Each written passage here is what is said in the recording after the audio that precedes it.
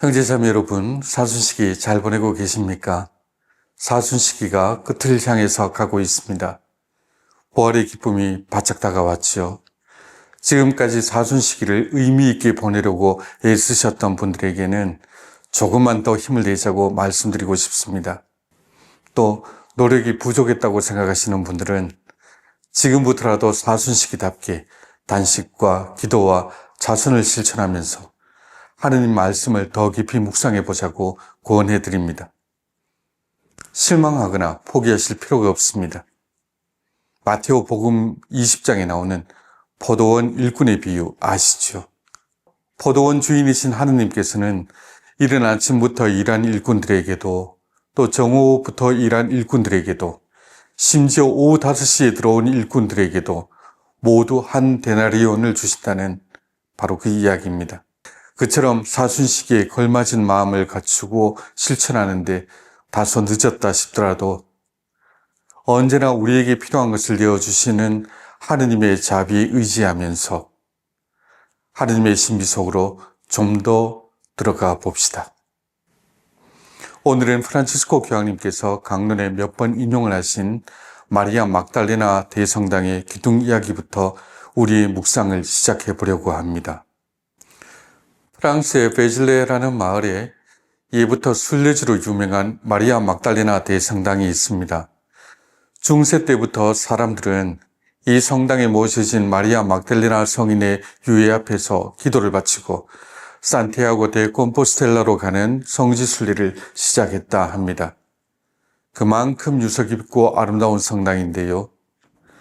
성당의 기둥머리마다 아담과 하와의 원주에서부터 성인들의 순교 이야기까지 쭉 새겨져 있어서 옛 신앙인들의 영성과 신심을 알게 해주는 귀중한 자료이기도 합니다. 그런데 이 기둥머리 조각 중에 대단히 특이한 조각이 하나 있습니다. 예수님의 배신자, 예수님을 팔아넘긴 유다의 모습을 새긴 것인데요. 보통 성미술에서 유다를 다룰 때에는 예수님을 배신한 죄인 유다가 스스로 목을 메고 비참한 최후를 맞은 모습을 묘사하고 있고 그 발밑에는 유혹을 뜻하는 뱀과 예수님을 팔아넘기고 받은 은화 주머니를 그려놓습니다.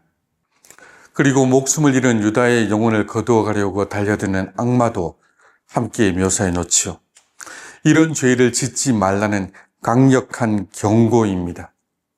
그런데 베질레 대성당의 기둥머리에는 이 유다 조각 바로 옆에 어깨에 유다의 영혼을 지고 가는 예수님의 모습이 새겨져 있습니다. 우리한테 익숙한 장발에다가 수염이 멋있는 그런 예수님이 아니라서 못 알아보는 분도 계실 텐데요.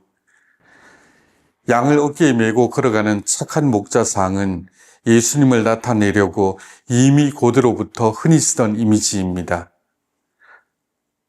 당신을 팔아넘긴 유다의 영혼마저도 어깨에 걸머매고 데려가시는 착한 목자 예수님의 모습, 분명하게 알 수 있는 대목이지요.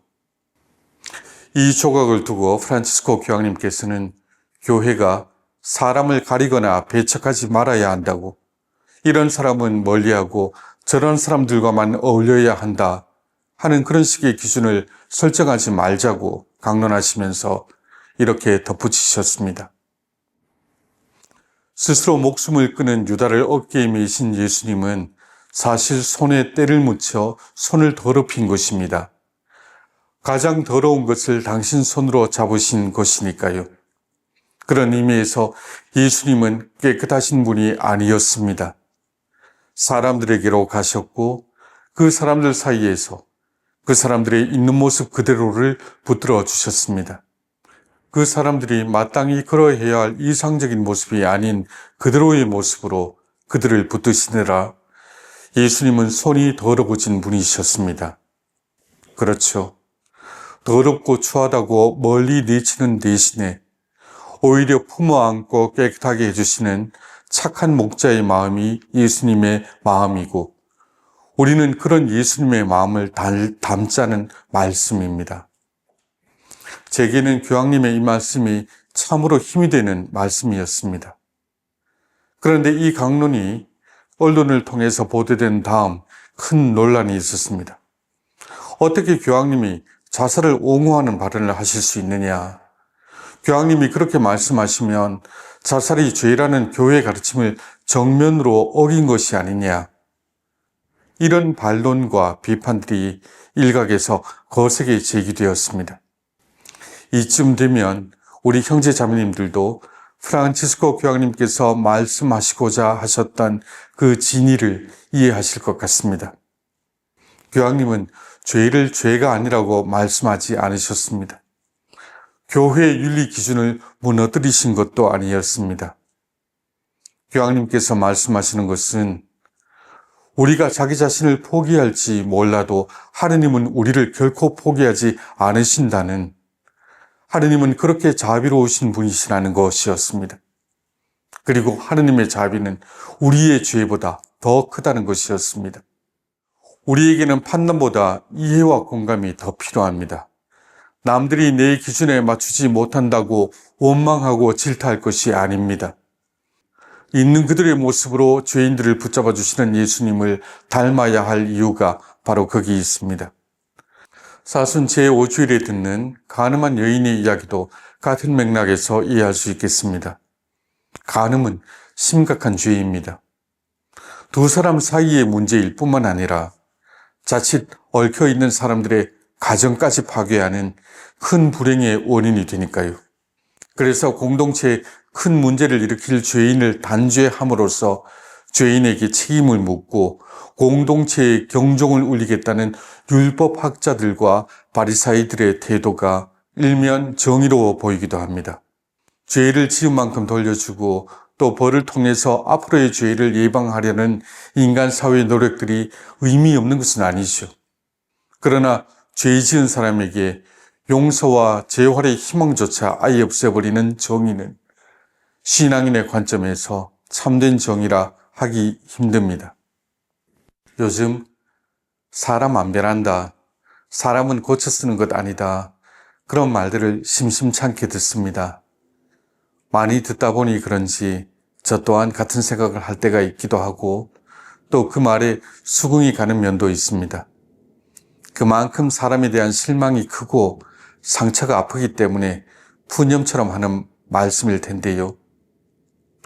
우리가 사람 안 변한다는 말을 말 그대로 믿어버린다면 그 순간 우리는 우리 자신과 우리가 살아가는 모든 이의 회개 그리고 구원마저 포기한다는 뜻이 된다는 것을 기억해야 하겠습니다. 예수님께서 선포하신 하느님은 악인에게나 선인에게나 당신의 해가 떠오르게 하시고 의로운 이에게나 불의한 이에게나 비를 내려주시는 그런 하느님이십니다. 하느님이 옳고 그름을 모르는 분이라서 그런 것이 아니라 당신 자녀 누구에게라도 희망을 거두지 않으시는 자비로우신 분이시기 때문에 하시는 일입니다.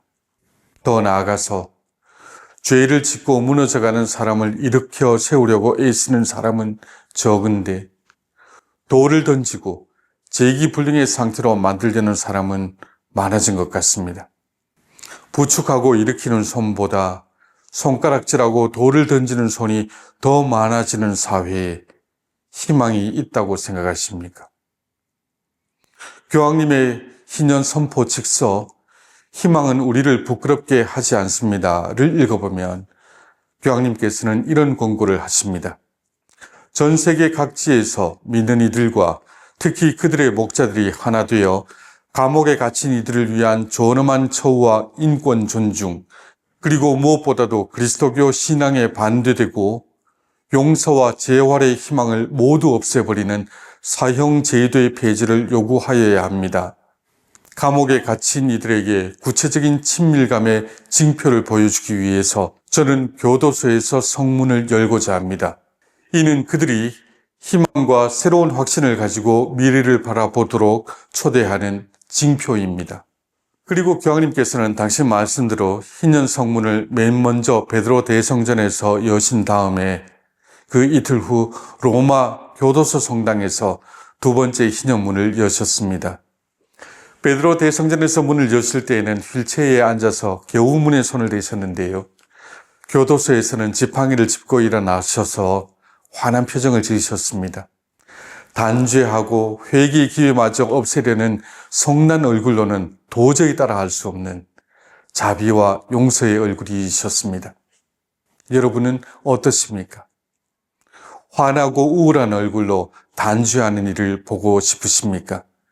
아니면 인내와 희망으로 빛나는 얼굴을 보고 싶으십니까?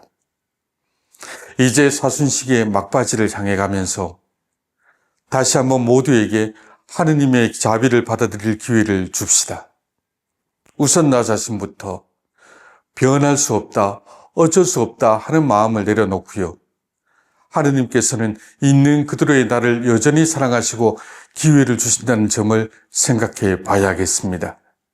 그리고 그렇게 사랑받는 사람으로서 다른 사람들에게도 회개의 기회를 주도록 합시다. 인내와 희망은 우리를 하느님의 자녀답게 만드는 방법입니다. 우리는 그 안에서 하느님의 환한 표정을 얻게 될 것입니다.